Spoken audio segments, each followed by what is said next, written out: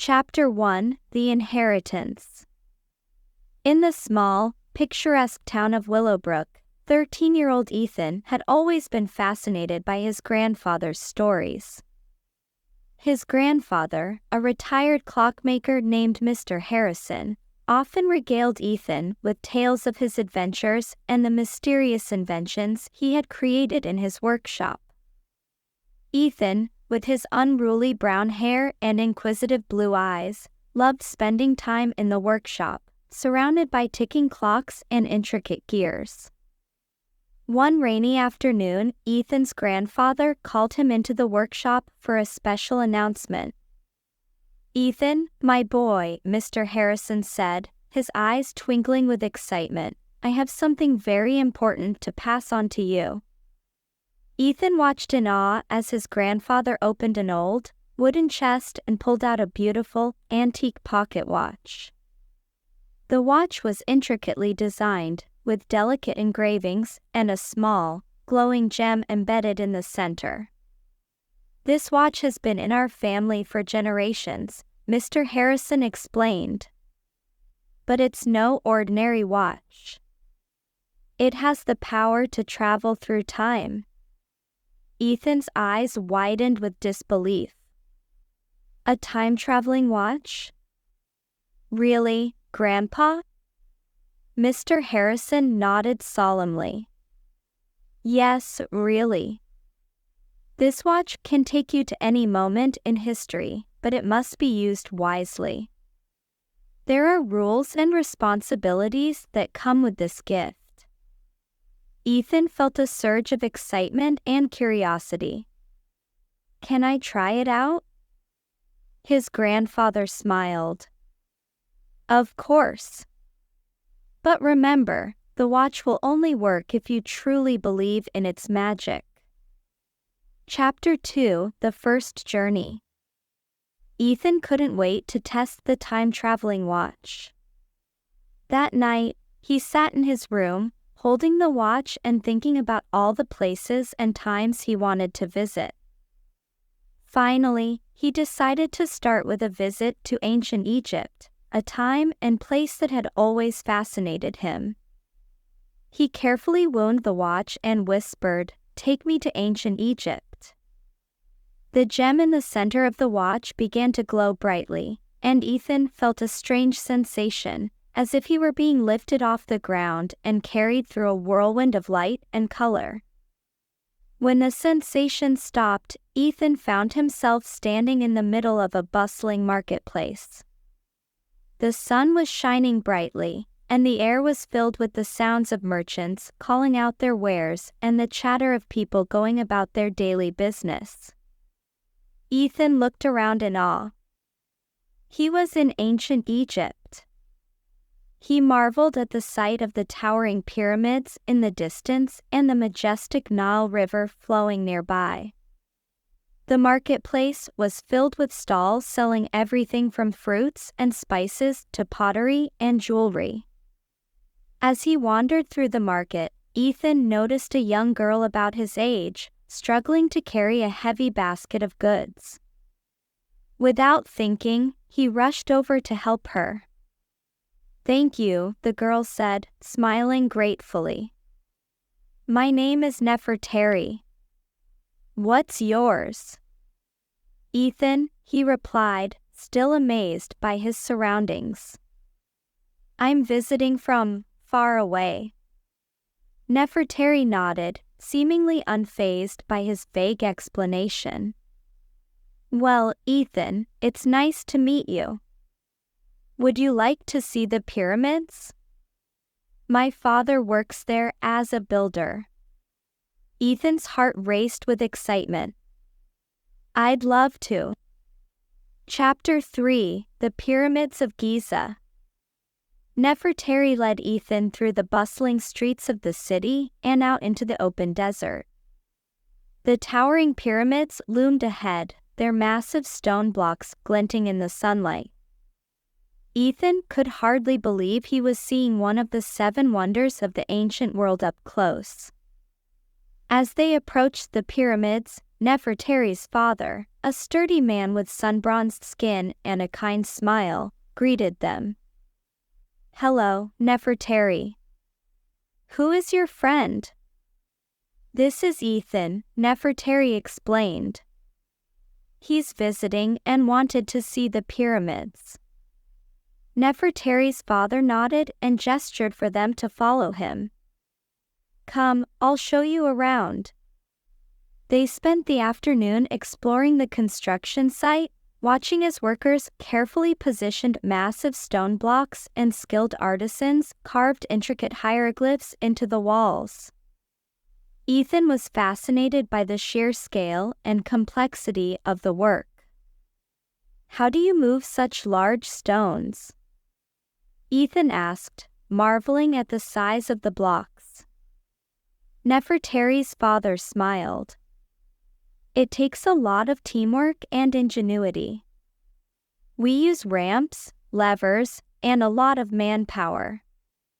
As the sun began to set, casting a golden glow over the desert, Ethan knew it was time to return home. He thanked Nefertari and her father for their hospitality and found a quiet spot to activate the watch. "Take me back home," he whispered, winding the watch. Once again, he felt the strange sensation of being lifted and carried through time. Chapter 4: The Mystery of the Watch.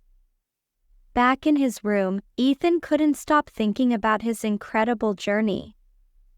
He couldn't wait to tell his grandfather all about it. The next morning, he rushed to the workshop to share his adventure.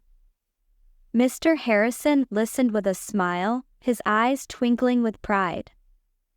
"It sounds like you had quite an adventure, Ethan. I'm glad the watch worked for you." Ethan nodded enthusiastically. "It was amazing, Grandpa. But I have so many questions. How does the watch work? Where did it come from?" His grandfather's expression grew serious. "The watch is a very old and powerful artifact. It was created by a master clockmaker who discovered the secret of time travel. The watch has been passed down through our family for generations, and each guardian has used it to explore different moments in history." Ethan's curiosity only grew. "What other adventures have you had with the watch, Grandpa?" Mr. Harrison chuckled. "Oh, I've had many adventures, my boy. I've visited medieval castles, sailed with pirates, and even met famous inventors. But there are still many mysteries about the watch that even I don't fully understand." Ethan felt a sense of awe and responsibility. "I'll do my best to take care of the watch and use it wisely." His grandfather nodded. "I know you will, Ethan. Remember, the watch has the power to change history, but it must be used with great care. Always be mindful of the consequences of your actions." Chapter 5: The Secret of the Watchmaker. Determined to learn more about the origins of the watch, Ethan decided to use it to travel back in time to meet the master clockmaker who had created it. He carefully wound the watch and whispered, "Take me to the time of the watchmaker." The familiar sensation of time travel enveloped him, and when it stopped, Ethan found himself in a small, dimly lit workshop. The air was filled with the scent of oil and metal, and the walls were lined with shelves of tools and clock parts. At a workbench in the center of the room sat an elderly man with a long, white beard and keen, bright eyes. He was meticulously assembling a delicate timepiece, his hands moving with practiced precision. "Excuse me, sir," Ethan said hesitantly. "Are you the master clockmaker who created the time-traveling watch?" The old man looked up, his eyes narrowing with curiosity. "I am." And who might you be? My name is Ethan, he replied. I'm from the future, and I inherited the watch you created. I wanted to learn more about its origins.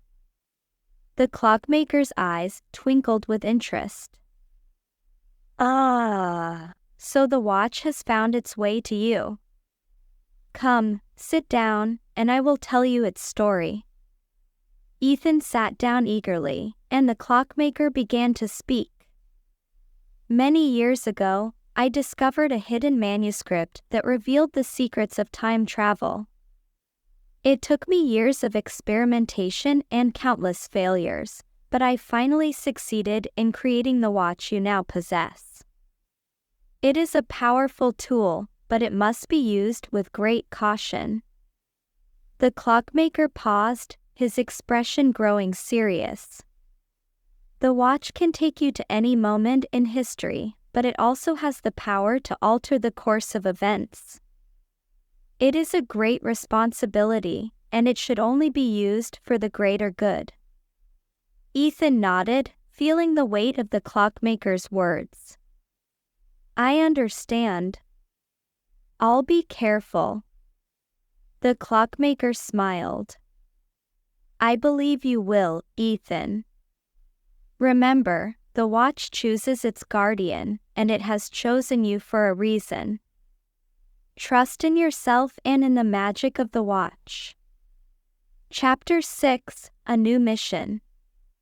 Ethan thanked the clockmaker and returned to his own time, his mind buzzing with the new knowledge he had gained. He felt a deep sense of responsibility and knew that he had to use the watch wisely. One afternoon, while reading in his room, the watch began to glow and vibrate. Ethan picked it up, feeling a strange sense of urgency. He knew that the watch was trying to tell him something. Take me to where I'm needed, Ethan whispered, winding the watch. The familiar sensation of time travel enveloped him, and when it stopped, Ethan found himself in the middle of a dense forest.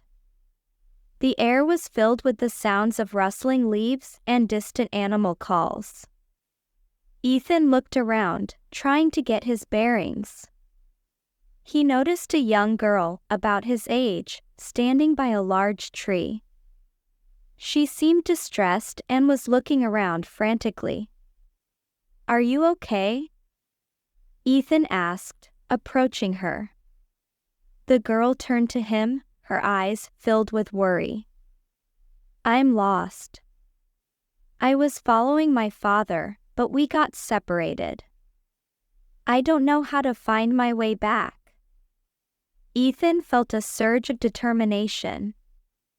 Don't worry. I'll help you find your father. What's your name? Isabella, she replied, her voice trembling slightly. Ethan smiled reassuringly. I'm Ethan. Let's find your father together. Chapter 7: The Forest Adventure. Ethan and Isabella made their way through the forest, calling out for her father and looking for any signs of his presence. As they walked, Ethan noticed strange symbols carved into the trees and realized they might be a trail marker. Look, Isabella, Ethan said, pointing to the symbols. I think these might lead us to your father. Isabella's eyes brightened with hope. Yes, my father is a ranger. He uses these symbols to mark his path. Following the trail of symbols, they ventured deeper into the forest.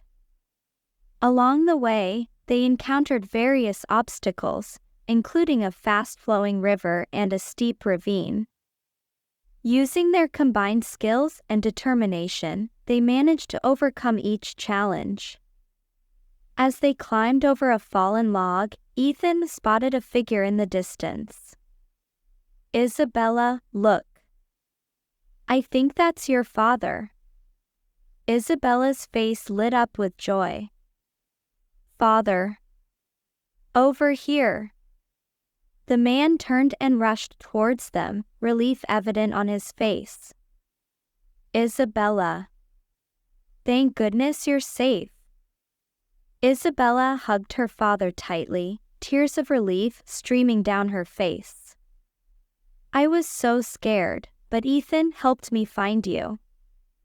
The ranger turned to Ethan, gratitude shining in his eyes. Thank you, young man. You saved my daughter. Ethan smiled, feeling a warm sense of accomplishment. I'm just glad I could help. Chapter 8: The Return Home. With Isabella reunited with her father, Ethan knew it was time to return home. He found a quiet spot in the forest and activated the watch. Take me back home, he whispered, winding the watch. The familiar sensation of time travel enveloped him, and when it stopped, Ethan found himself back in his room. He felt a sense of fulfillment and pride, knowing that he had made a difference. He couldn't wait to tell his grandfather about his latest adventure. The next morning, he rushed to the workshop and shared his story with Mr. Harrison. His grandfather listened with pride, his eyes twinkling with approval. You did well, Ethan. The watch chose you for a reason, and you've proven yourself worthy.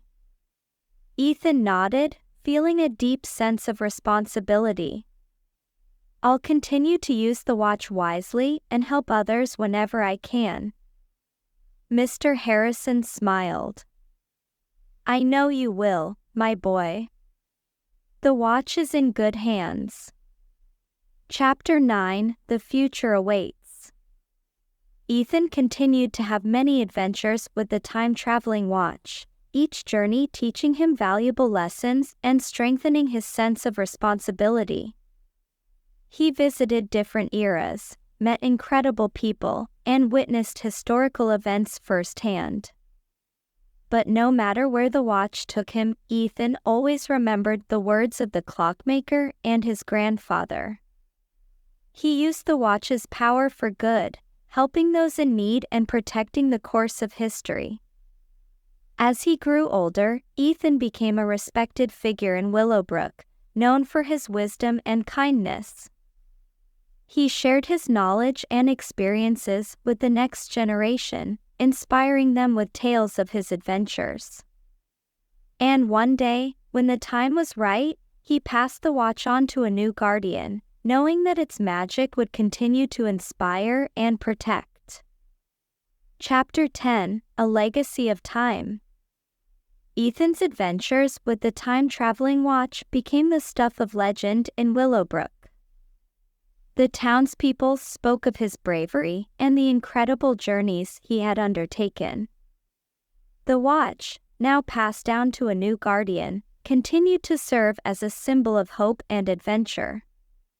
Ethan, now an elderly man, sat in his grandfather's old workshop, surrounded by ticking clocks and intricate gears. He smiled as he looked at the watch, knowing that it had brought him countless adventures and taught him the true meaning of responsibility. One evening, as the sun set over Willowbrook, a young girl with bright, curious eyes approached Ethan. She had heard the stories and was eager to learn more.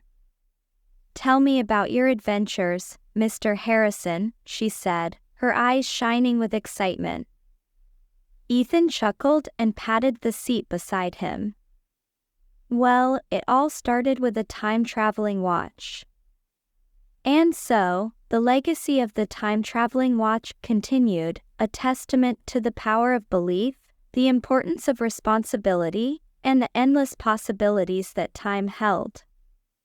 As long as there were curious hearts and adventurous spirits, the magic of the watch would never fade, and the stories of its guardians would inspire generations to come.